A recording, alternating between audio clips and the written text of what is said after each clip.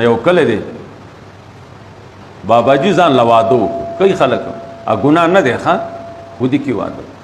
شپږ شلې کاله کې هندوستان کې یو سړي واده کړی دی شاه اشرف علي صاحب لیکلي دي رحمه الله واده وکړه زامنو نسو نصیب پکې سپینګیري و بابا جی موږ دې وشرمولو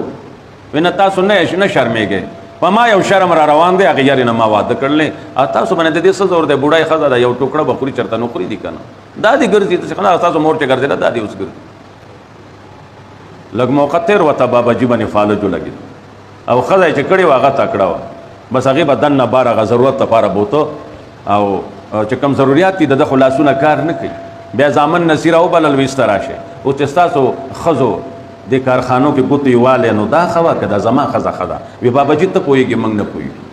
خوند یې وکړه او که ډېره مزه یې وکړه زما ښځه ده نو چې څه کوي نو پرده مې ته نشته ما به انګور ته څنګه ځان پرېښی و نو چې هیله پکې سایي نو واده والا کوئ ښه پلار هم کون شي که نه واده کوئ والا مناسبه دغه اریانې پارکور کې ناست دي او دا شرم نه ګرځئ دا هم لویه بېدیني ده چې د ښځې خاوند مړ شي هغه نه زه نکاح نه کوم بله چې موږ خبرې کوو د بوتل شای راوړی دی دا د چا نه راوړی دی دا د چا نه راوړی دی جمعې دی کې وړی دی دا تا کوم ځای نه راوړی دی دا الله پیدا کړي دي جوړه دا یو بل سره خوشحاله بوډا ټغر دی ولی نه د ده بیبي او دی دا یو بل تاسې خوشحالېږي دا رونو مسایل کتابونو کې لیکلي دي پوه شوې دا د یو بل تکیه ده یو له ډوډۍ یوسي هغه هم یوسی که نه نو مې خو ناخلي کافر کېږي زما خیال سره ورسره ده نه غور وکړه هلکه یا جنۍ نه اوبه ورته خو کېږده که نه نو زمونږ ځواني تېره شوې ده اوبه خو ورته کېږده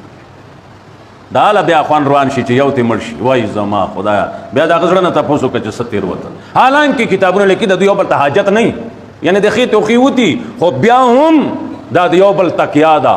د یو بل سکون دی د یو بل چین دی قرآن وي ستا ښځه ستا جامه ده ته د هغې جامه یې په ښه جامه سړی ښایسته ښکاري